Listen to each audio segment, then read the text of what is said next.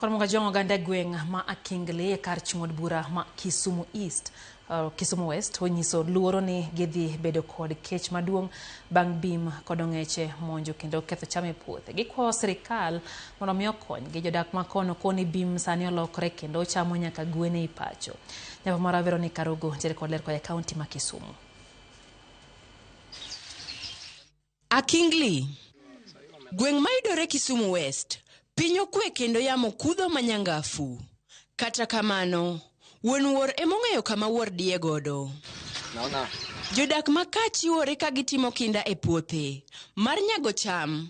Kata kamano, keyo margi ok nyal bedo malong'o kalure ni ong'er kachiel gi bim nyajuola kedo kod lek margi mar yudo keyo mabup.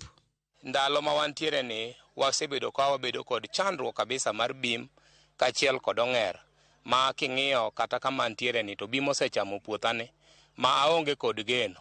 E puodho matiyo ni natiyo gi mbolea, natiyo gi banda, to naolo loan monego bene ka ochopo e giko mar kasekeyo taduoko. To e kaka nene koro bim kod ong'er chame ni aonge kod kwe kata kianta nyalo biro chulo loan ni nade. Gikawnwa ma zao ma wasepidho puodho. Gibiro ka wasekomo to giero. Ka giyudo ka kionge to gitieko te. Jopur ma Akingli koro kwano lal ma okel kod bim ma olokore kendo chamo nyaka gwen. Ka cham, olemo, omuogo kod mamoko bende ong'eche kod bim oloko margi. Akingli ka waonge kwe. Wan gi bimbe machalo nodak kodwa kendo gichandowa monge kaka watim. E sani kaka unena ni kaka arwakra ni ok arwakra na mor. Arwakra kama nikech ka bimbe obiro tabuogogi. Ka giyuda to giwe ni an ng'ama baba. Sama arwako full dress kata skirt to ging'e ni an mama kendo gichaya giyora yora. Koro chuna ni nyaka arwakra kama nikech kinde ni maembe nyak. Arito maembe gagi. Kaka uneno gi nyak ni ka wuok to bimbe oro gi piny kendo kanyal duoga yudi. Koro last week kane wawuok ka kane waduogo to wayudo ka bim ochamo gwendwa mag group 8. To gwendwa gi ema konyowa e weche mag school fees gi weche mamoko. Koro wakia kaka dwa konyre nikech gigi osechopo makoro ni kodwa machiegni. Kaka yor neno ni wuon kwer oko anono, jopur e gwengegi ok nyal timo gimopogore gi rito legi.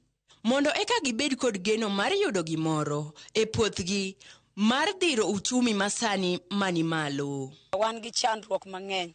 Cham bende ok wanyal chamo. Wapidho, wapuro gi pesa mang'eny to ok wanyal yudo yuto. Wasiko mana ka kidhi taon yud gorogoro 2 to ni puro gi tekoni mondo mi yud chiemo ok nyal yudo e area ma Akingli. Kata obed ni ma ok thuolo mokwongo, ma midhiero otudo oganda ma Akingli. Kuom thuolo machielo, gigolo kwayo makende ne sirikal mondo odonj e wachni kendo oresgi e lwet le mosiko kelo negi lal kinde ka kinde. Arogo Veronica, Ramogi TV.